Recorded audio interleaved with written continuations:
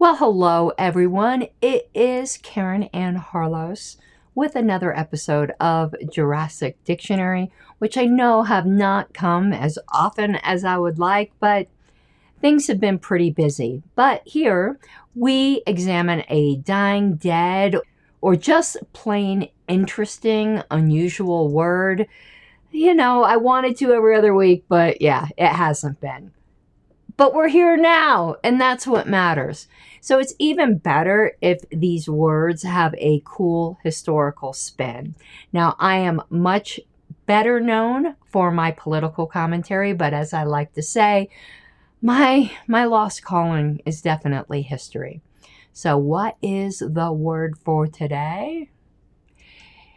It is ignotism. Now, I first discovered this word in Word Museum with a meaning of a mistake due to ignorance. For example, foreign language gaffes, which are understandable ignotisms. However, in researching this word, I was exposed to another word I didn't know that is super interesting, and it is in current use.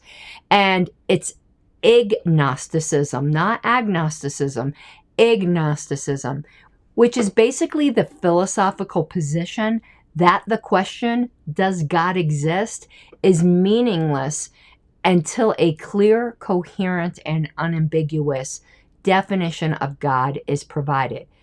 Now, I find that really fascinating. That is definitely something to explore. But right now, we are going to keep to ignotism, which again is a mistake due to ignorance. Not a lie, not stupidity, and not carelessness. Now, some related words are ignotion, which is an ignorant and erroneous notion. It's born solely, purely from just not knowing. And I love this one, an ignote. It's a noun. Basically an ignoramus, but a nicer, fancier pants way of saying it. Now, the roots of this word are believed to be in Latin with in, not, plus nocere, meaning to not know. It shows up in 17th century religious writing. John Trapp, commenting on the Bible in 1647, used adjacent words like ignocency. I love that one too, which is basically, and this is actually quite charming, a forgiving spirit, a person who does not take notice of faults. Maybe we should aspire to that. By the 1700s, though, the word was already fading. A 1971 New York Times book review even wrote a little obituary for it. It said, "Quite dead is ignotism, a mistake due to ignorance. God rest his soul. We could have used him." Love it. Now, the Oxford English Dictionary, which that's my go-to. That's my boo right there. Calls ignotism a rare and obsolete word, and that it never went mainstream. But it should have. The should have is me. But it should have. And that's probably why most people today have never even heard of it. I never heard of it. Never ran across it. But I love it. I think it has application today. So, for instance, a lot of us have seen those Candace Owens clips where she's just horridly mispronouncing words. Like an analogy, or actually an anecdote, not even an anecdote, a reality. Now, I personally don't think she did that out of stupidity.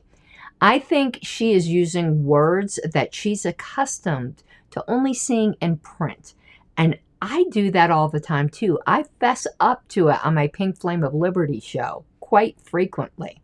So I think this is a useful word for things like that. And I am not sure there is a good modern replacement. Ignorance by itself just carries too much of a negative connotation. And I actually think the classic saying of Hanlon's razor could be improved by instead saying, Never attribute to malice that which is adequately explained by ignotism. Love it. I know I've said that a million times, but I do. All right. If you like what I'm doing here, would you please consider subscribing to my other channels, which do come out more often? Mostly Pink Flame of Liberty, which is my general, mostly political commentary channel, though I just did a review on Mountain Dew cream soda. It was unusual, let's just say that. But it's mostly politics from a libertarian perspective. But also the Pink Parliamentarian. Yes, I know I don't look the part, but I am a registered parliamentarian for hire, and I give regular tips and, hints on Robert's Rules of Order. I do opposite of this show. So I know it'd probably be a bit, but the next one I'll do is Pink Parliamentarian, and then I go back to Jurassic Dictionary with Pink Flames of Liberty scattered totally throughout. So if any of that tickles your fancy, please do consider subscribing and subscribe to this channel. I'd really, really appreciate it. But until next time, have fun and paint a more descriptive world, and use Ignotism on Twitter. It's perfect for that. Bye now.